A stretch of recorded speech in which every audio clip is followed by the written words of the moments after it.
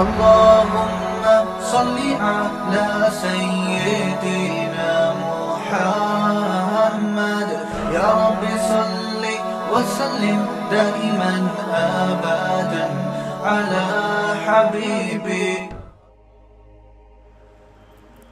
یا ایہا الناس اعبدوا ربکم،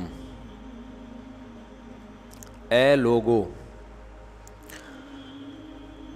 اعبدوا ربکم، غلامی اختیار کرو اپنے پالنے والے کی، غلامی اختیار کرو اپنے پالنے والے کی.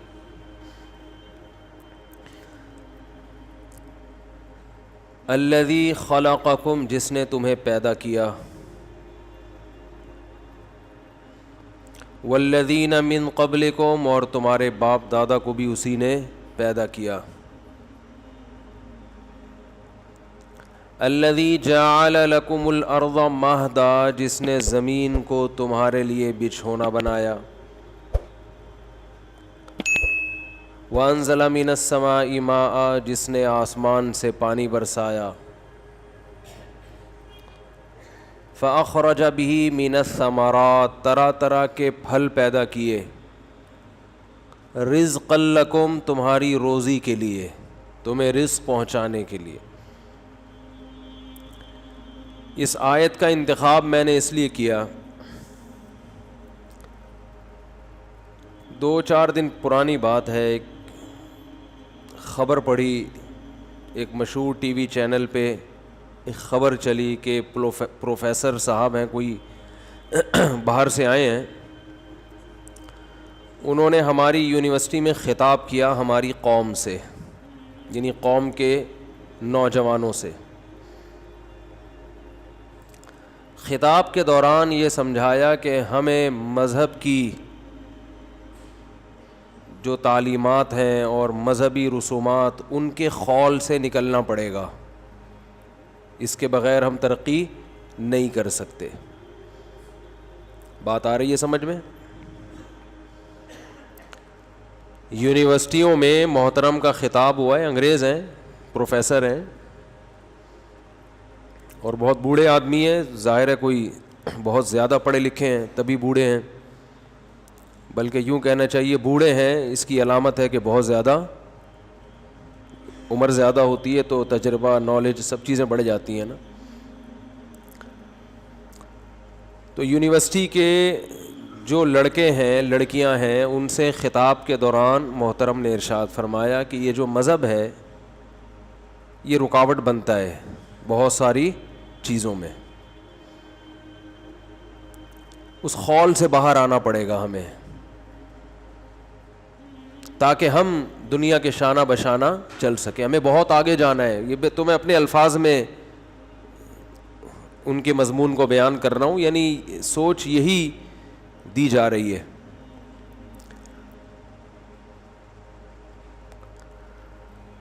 تو میں نے اس کی وجہ سے اس آیت کا انتخاب کیا، اے لوگو اس اللہ کی غلامی اختیار کرو جس نے تمہیں پیدا کیا ہے. اچھا، محترم کی تقریر سنی اور اسی دوران کسی نے آئنسٹائن کا مجھے ایک پورا مضمون بھیج دیا، پوری ایک تحریر بھیج دی. اب مجھے نہیں پتا وہ آئنسٹائن کے اپنے الفاظ ہیں یا نہیں ہیں، اس تحقیق کا فائدہ بھی نہیں ہے کہ اگر وہ ہیں تو بھی غلط ہیں، نہیں ہیں تو خامخواہ میں جس نے آئنسٹائن کے کھاتے میں ایسی چیز ڈالی وہ قیامت کے دن آئنسٹائن اس سے خود ہی پوچھ لے گا. آئنسٹائن ہمارے نہ ماموں لگتے ہیں نہ خالو لگتے ہیں کہ ہم ان کی طرف سے بلا وجہ دفاع کریں. لیکن آئنسٹائن کی جو تحریر میرے سامنے سے گزری جس میں نسبت تھی آئنسٹائن کی طرف، اس میں بھی مذہب کی مخالفت، ہو سکتا ہے فیک ہو، جھوٹ ہو، کیونکہ واٹس ایپ پہ، فیس بک پہ کسی بھی کتاب کا حوالے سے کچھ بھی نقل کر دو، پروپیگنڈا تو بہت ہے، آپ کو پتہ ہے. کل مولانا طارق جمیل صاحب کا کوئی کلپ سن رہا تھا، اس میں فرمایا کہ لوگ کہہ رہے ہیں 200 کروڑ کی شادی میں 200 کروڑ خرچہ ہوا،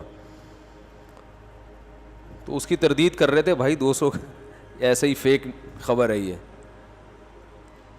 10 لاکھ نکاح پڑھانے والے کو دیے، یہ بھی غلط ہے. اور اگر دیے تو میں کہتا ہوں 20 لاکھ دینے چاہیے تھے یار. تو خیر میڈیا کے پروپیگنڈے آپ کو پتہ ہے کہ مشہور ہیں. اور ابھی ایک پروپیگنڈا بہت میں نے پیش گوئی کی تھی 2 ہفتے پہلے کہ کرونا کی ویکسین بن چکی ہے, تو اس میں ہمارے ہاں جو اب ریسرچ چلے گی نا مختلف لوگوں کی, وہ یہ ہے کہ اس میں پتہ نہیں نسلیں تباہ ہونے کے جرثومے شامل ہیں, بچے نہیں پیدا ہوں گے, اور اگلی نسل میں جا کے یہ ہو جائے گا تو وہ ہو جائے گا. ٹوپی ڈرامہ فل.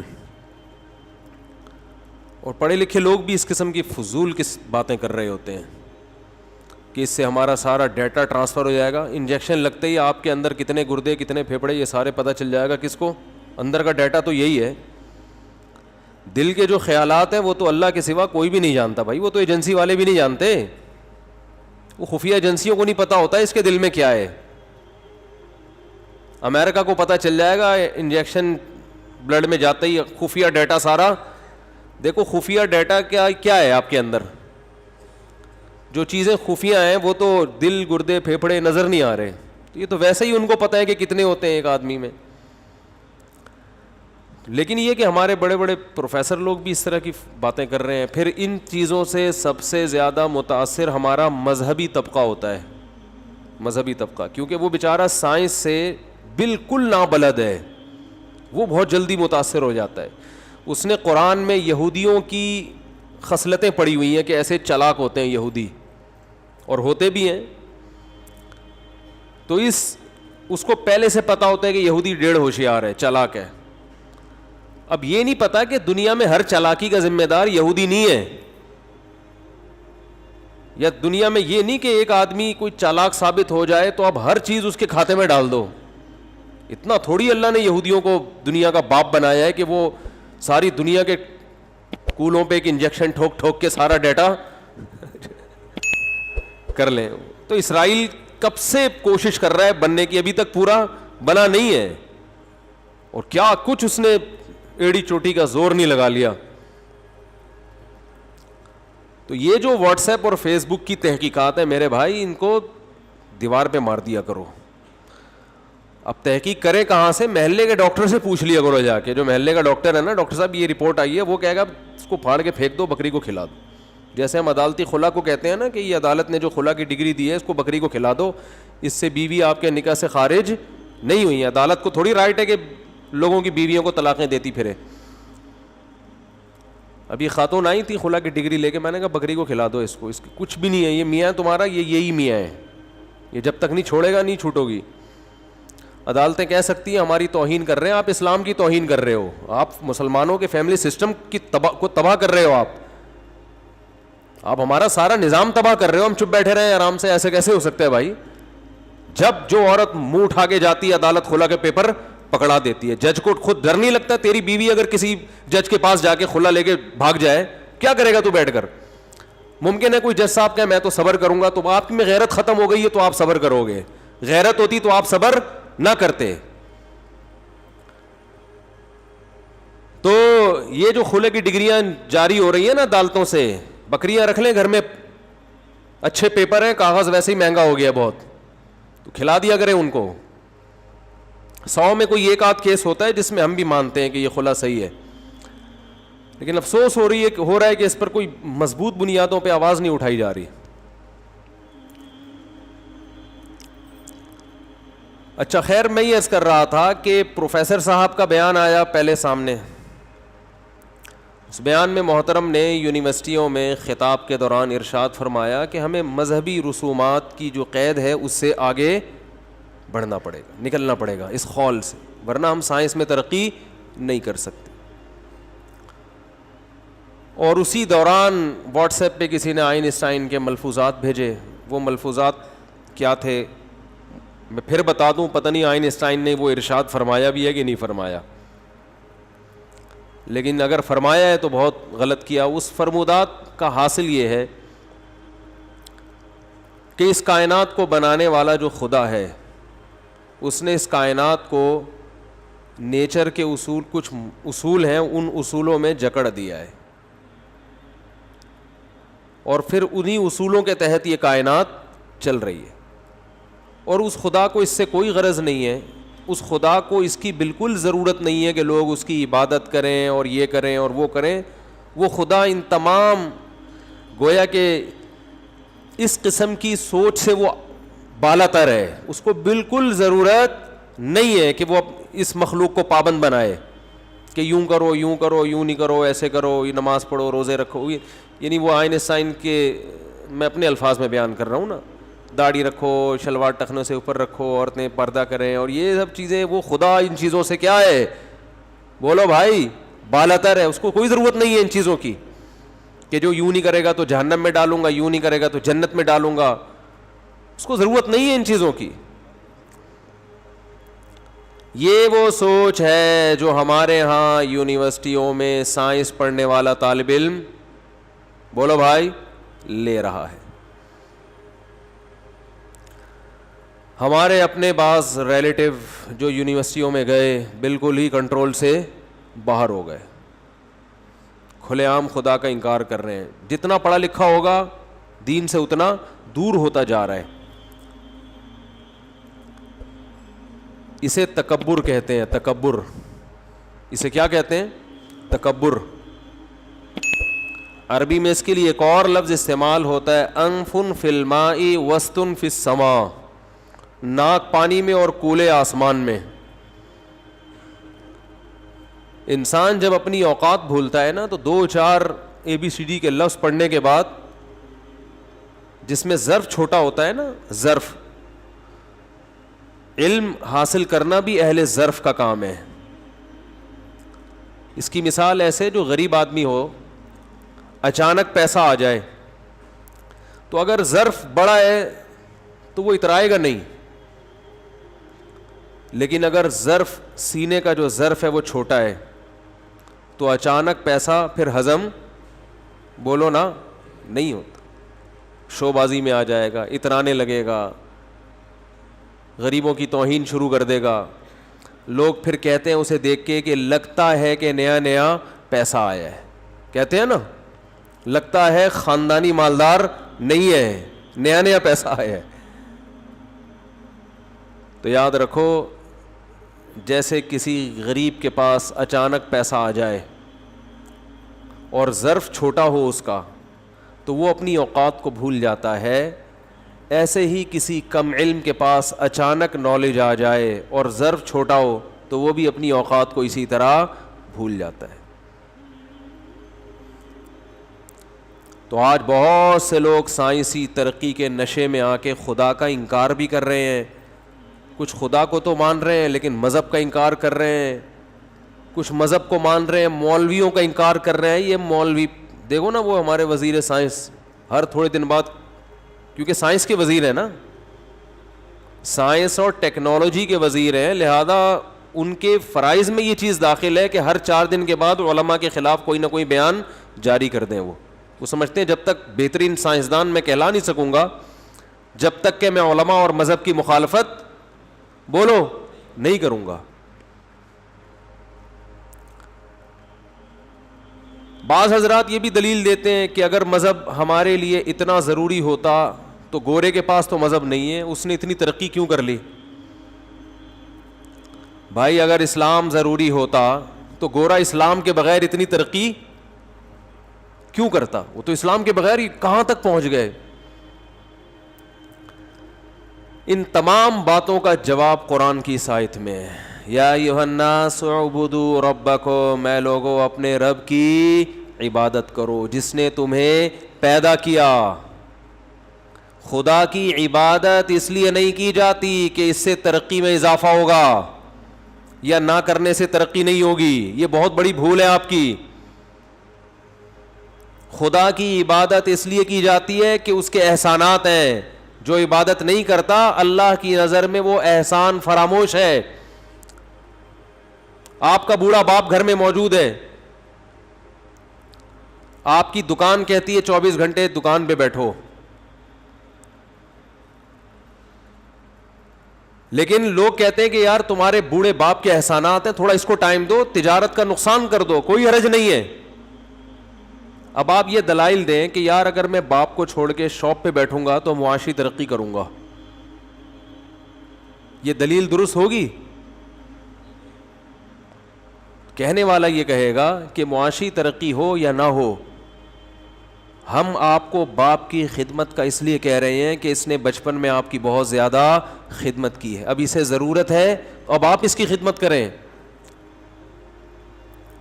ہمارے ہاں جو یونیورسٹیوں میں پڑھنے والے ہیں نا، ان کے دماغ میں سائنس ٹیکنالوجی ایک چیز مسلط ہو گئی ہے کہ بس یہی ہے سب کچھ۔ یہ خود بہت بڑی بھول ہے آپ کی، یہ خود بہت بڑی بھول ہے۔ باپ کو تو ضرورت ہوتی ہے، اللہ کو ضرورت نہیں ہے۔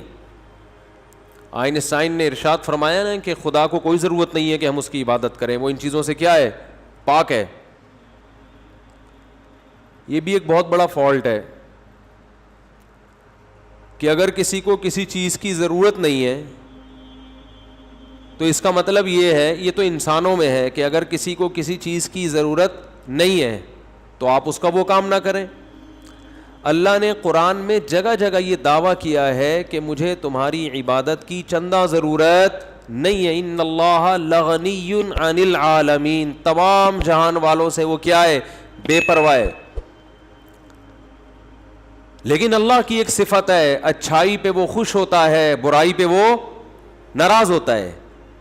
ان تکفروا، اگر تم ناشکری کرو گے تو وہ اس سے خوش نہیں ہوگا۔ وَإِن تَشْكُرُوا يَرْضَهُ لَكُمْ، اگر شکر ادا کرو گے تو وہ خوش ہوتا ہے۔ وَلَا يَرْضَى لِعِبَادِهِ الْكُفْرَ، وہ اپنے بندوں سے ناشکری پہ راضی نہیں ہوتا۔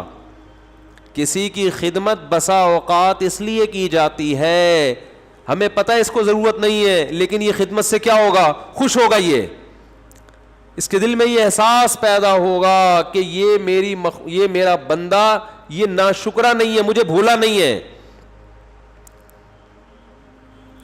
اللہ کے بارے میں ایسی بات دیکھو، کوئی کسی کے بارے میں کوئی رپورٹ پیش کرتا ہے تو اس سے پوچھتا ہے نا، اللہ کے بارے میں آپ نے لوگوں کو یہ بتانا شروع کر دیا کہ اللہ کو اس سے کوئی غرض نہیں ہے کہ لوگ عبادت کریں یا نہ کریں، تو یہ اللہ سے پوچھے بغیر کہنا ممکن ہے؟ بولتے کیوں نہیں بھائی، ہے تو اللہ سے پوچھا جائے گا نا کہ اللہ تو عبادت سے خوش ہوتا ہے کہ نہیں ہوتا، یہ تو اللہ سے پوچھا جائے گا۔ اللہ سے پوچھے بغیر ایک سائنسدان سے پوچھ کے بتا رہے ہیں لوگ ایک دوسرے کو۔ آئنسٹائن سے پوچھ رہے ہیں کہ اللہ کو ہماری عبادت کی ضرورت ہے یا نہیں ہے، یا اللہ ہماری عبادت سے خوش ہوتا ہے کہ نہیں ہوتا۔ یہ ہمارے سائنس اور ٹیکنالوجی کے طلباء کا حال ہے۔ اندازہ لگاؤ کہ اس بارے میں رپورٹیں کس کی پیش کر رہے ہیں؟ سائنسدانوں کی، اگر بالفرض صحیح مان لی جائے۔ سائنسدان سے پوچھا جا رہا ہے کہ خدا اپنی عبادت پہ خوش ہوتا ہے یا نہیں ہوتا، وہ یہ سائنسدان سے تھوڑی پوچھنے کی چیز ہے، یہ تو جو خدا ہے اس سے پوچھنے کی چیز ہے۔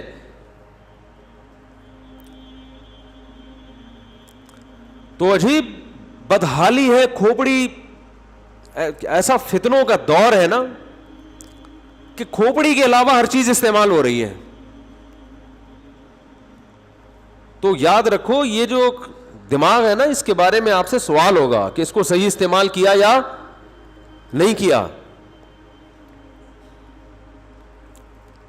ایک دفعہ ایک صاحب تھے، وہ بھی اللہ کو مانتے تو تھے وہ، لیکن ہمارے ہاں تو بہت ساری چیزیں ہیں نا، کچھ تو مان ہی نہیں رہے، اللہ کو ہے ہی نہیں، کچھ مان رہے ہیں تو وہ مذہب کا انکار کر رہے ہیں، کچھ مذہب کو مانتے ہیں، مولویوں کو درمیان سے کیا کر دیتے ہیں، جو مذہب کو جاننے والے ہیں ان کو نکال دیتے ہیں۔ بہت تھوڑے بچے کچھ لوگ آ کے آپ کو ایسے کچھ لگیں گے جو تمیز سے مذہب کو فالو کر رہے ہیں۔ بہت سے لوگ اسلام کو مانتے ہیں لیکن علماء کو نہیں مانتے، پھر ان کا اسلام ایسا ہے کہ 4-6 آدمیوں کے علاوہ کوئی جنت میں جاتا ہوا نظر بولو آ نہیں رہا۔ وہ میں نے ایک چٹکلا سنایا تھا نا، دوبارہ سنا دیتا ہوں۔ ایک آدمی نے خواب دیکھا، یعنی یہ اس پہ بتا رہا ہوں کہ بعض لوگوں کا یہ نظریہ ہے کہ فلاں بھی بزرگ سارے بابے غلط، فلاں بھی غلط، فلاں بھی غلط، فلاں بھی غلط، فلاں بھی غلط، میں کیا ہوں؟ میں سے مولانا اشرف علی تھانوی نے اپنے نام کا کلمہ پڑھایا، تو میں کہتا ہوں اگر مولانا اشرف علی تھانوی رحمہ اللہ تعالیٰ نے اپنے نام کا کلمہ پڑھایا تو وہ دائرہ اسلام سے خارج تھے, پھر ان کو مسلمان کہنے کے تکلف کی ضرورت نہیں ہے. آپ میرے سامنے بیٹھیں تو میں آپ سے سوال پوچھوں گا کہ اگر مولانا اشرف علی تھانوی نے اشرف علی رسول اللہ پڑھوایا ہے تو یہی جرم تو مرزا غلام احمد قادیانی کا تھا, اس کو تم کافر بولتے ہو اور مولانا اشرف علی تھانوی کو مسلمان بولتے ہو, کس بیس پہ بولتے ہو؟ یہ منافقت کیسی ہے؟ بات نہیں آ رہی سمجھ میں؟ میرا خیال ہے لوگوں نے پروپیگنڈا کیا ہے نا کہ حضرت مولانا اشرف علی تھانوی نے اپنے نام کا, بولو نا, کلمہ پڑھایا. بھائی کلمہ جس نے اپنے نام کا پڑھایا وہ ختم نبوت کا منکر ہے, پھر وہ کافر ہے, وہ اسلام سے خارج ہے. آپ کیوں نہیں بولتے اسلام سے خارج ہے؟ تو یہ تضاد ہے کہ نہیں یہ باتوں میں؟ اور اگر آپ تعویل کرتے ہو کہ نہیں اس کا یہ مطلب ہے تو وہ تعویل کرو آپ. پھر دیکھو میرے سامنے اگر کوئی کہے فلاں نے اپنے نام کا کلمہ پڑھا ہے, میں کہوں گا وہ کافر ہے. اور اگر میں کہتا ہوں کافر نہیں ہے تو میں پھر اس کی بات کی کیا کروں گا؟ تعویل. اور پھر میرے ذمے ہوگا کہ میں تعویل کروں, میں بتاؤں کہ یہ مطلب ہے. آپ ایک طرف کھلے عام بیانات میں کہتے ہو کہ مولانا اشرف علی تھانوی نے اپنے نام کا کلمہ پڑھایا ہے, اشرف علی رسول اللہ پڑھوایا ہے. دوسری طرف آپ کہتے ہو میں ان کو مسلمان مانتا ہوں, میں تکفیری نہیں ہوں. تو آپ ان کو کس بیس پہ مسلمان مانتے ہیں؟ جو اپنے نام کا کلمہ پڑھوائے وہ مسلمان نہیں ہوتا. مجھ سے اگر پوچھو گے میں کہوں گا یہ جھوٹا الزام ہے, انہوں نے اپنے نام کا کلمہ نہیں پڑھوایا. اور اس الزام کا جواب میں بیان میں دے چکا ہوں جس کا ابھی تک جواب نہیں آیا ہے, کیونکہ جو پورا بیان تھا نا اس کو حذف کر کے محترم نے گول گھمایا اس جواب کو. تو آپ اگر کہتے ہو کہ وہ کافر نہیں تھے تو آپ کے ذمے ہے کہ پھر اس کا مفہوم کیا ہے, کلمہ پڑھایا کہ نہیں پڑھایا, کیا مطلب ہے پھر اس کا. تو اس وقت آپ یوٹیوب پہ مختلف جگہوں پہ جائیں گے, کچھ لوگ بیٹھے ہوئے ہیں جو اسلام کو تو مانتے ہیں, قرآن و حدیث اور حوالے بہت یاد کیے ہوئے انہوں نے, لیکن جب آپ ان کی تقریریں سنیں گے تو آپ کو لگے گا 2-4 لوگوں کے علاوہ دنیا میں جنت میں جانے والا کوئی ہے نہیں. اس میں مجھے وہ واقعہ یاد آتا ہے, ایک آدمی نے خواب دیکھا, جہنم میں گیا تو دیکھا دیگیں چل رہی ہیں. جہنم میں گیا تو کیا دیکھا؟ دیگیں پہ دیگیں. حیران ہو گیا یار. جنت میں گیا تو دال چاول کھا رہے ہیں لوگ بیٹھ کے. تو اس نے فرشتوں سے پوچھا یہ کیا معاجرہ ہے, ادھر دیگیں اور ادھر دال چاول. تو فرشتوں نے کہا اب 4 آدمیوں کے لیے دیگ پکائیں کیا؟ جنت میں گئے ٹوٹل ایک انجینئر ہے, ایک توصیف الرحمان ہے, غامدی صاحب ہیں, اور ایک آدھ اور اس ٹائپ کے کوئی ہوں گے. کیونکہ ان چاروں کی تقریریں سننے کے بعد ایسا لگتا ہے کہ دنیا میں ان کے علاوہ سب کیا ہیں؟ بے وقوف تھے. اسلام تو سمجھا ان لوگوں نے. تو فرشتوں نے کہا ٹوٹل کتنے آدمی جنت میں آئے ہیں؟ 3 تو مجھے یاد ہے, چوتھا بھی کوئی شاید دماغ پہ دباؤ ڈالوں گا, یا ابھی آ جائے گا اگلا ورژن تھوڑے دنوں میں. 4 آدمی ٹوٹل کہاں ہیں؟ جنت میں. کیا دیکھ پگے بھائی ان کے لیے, وہ تو جو وعدے اللہ نے کیے تھے پبلک تو ہو. حدیث میں آتا ہے من شذ عن جماعت المسلمین شذ فی النار, جو عام مسلمانوں سے ہٹے گا نا, سارے باب غلط اور سارے علماء اور سارے یہ عام مسلمانوں سے جو, یہ اس کا مطلب جماعت المسلمین کی تنظیم مراد نہیں ہے. جماعت المسلمین عامت المسلمین سے جو ہٹے گا, الگ روش پہ چلے گا. حدیث کے الفاظ ہیں شذ فی النار. قیامت کے دن جب سب لوگ مسلمان جنت میں جا رہے ہوں گے نا, اللہ ان کو الگ سے ہٹا کے جہنم میں ڈالے گا. اللہ ان کو الگ کرے گا. بولے کہ تم تو ان کو صبح شام برا بھلا کہتے تھے, تم نے تو کسی کو چھوڑا نہیں تھا, تم ان کے ساتھ کس بیس پہ جنت میں جا رہے ہو؟ شذا وہاں بھی الگ کیا جائے گا. شذا کا مطلب وہاں بھی اللہ الگ کر دیں گے. جب یہاں الگ تھلگ تھے تو وہاں بھی کیا ہوگے؟ الگ تھلگی. اور جماعت المسلمین والوں کی عقل کو آپ داد دیجئے کہ انہوں نے اسی حدیث سے نیا فرقہ بنا لیا. حدیث میں تو آ رہا تھا جو مسلمانوں سے ہٹے گا الگ فرقہ بنائے گا یا کوئی الگ بحث چھیڑ دے گا, کوئی الگ ہی روش پہ چلے گا, تو اللہ اس کو وہاں بھی الگ ہی رکھیں گے. تو انہوں نے کیا کیا, عام مسلمانوں سے ہٹے اور اس الگ جماعت کا نام رکھ لیا جماعت المسلمین. اب ہمیں ہٹا ہوا کہہ رہے ہیں, کہ تم جماعت المسلمین سے کیا ہو گئے ہو, نکل گئے ہو. مارکیٹ میں دیکھو کیا چل رہا ہے یار, یہ ہے مارکیٹ.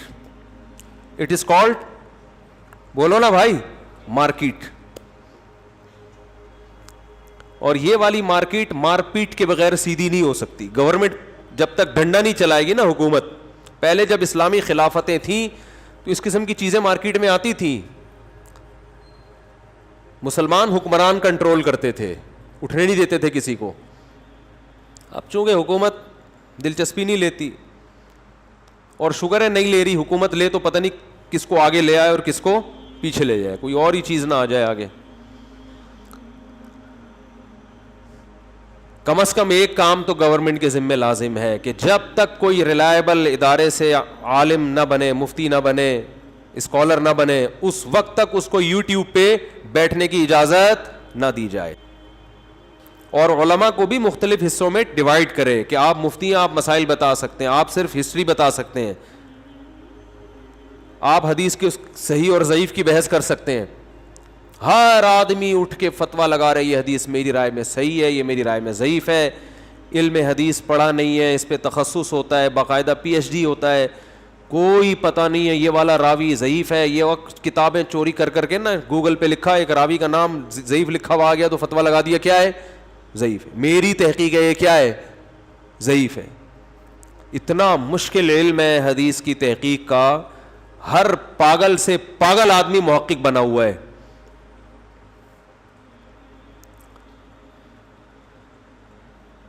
اور یہ جتنی مذہبی آزادی یہاں ہے نا دوسرے ملکوں میں نہیں ہے. سعودی عرب میں کوئی چینل کھول کے دکھائے اپنا, باقاعدہ پراپر پڑھا ہوا نہ ہو, اور وہ ذرا تحقیقات مارکیٹ میں لا کے دکھائے, فوراً حکومت اریسٹ کرتی ہے. تمہیں کس نے بٹھایا یہاں پہ فتویٰ دینے کے لیے؟ تو 4 آدمی جنت میں, بولو بھائی, جائیں گے. یہ بھی ایک طبقہ ہے جس نے اسلام کا ایک مفہوم پیش کیا. مفتی طارق مسعود صاحب کے بیانات سننے کے لیے youtube.com/مفتی طارق مسعود کو سبسکرائب کریں. اور اگر آپ لائیو ویڈیو کو کبھی بھی مس نہیں کرنا چاہتے ہیں تو سبسکرائب کرنے کے بعد بیل آئیکن پہ کلک کرنا مت بھولیں. جزاک اللہ.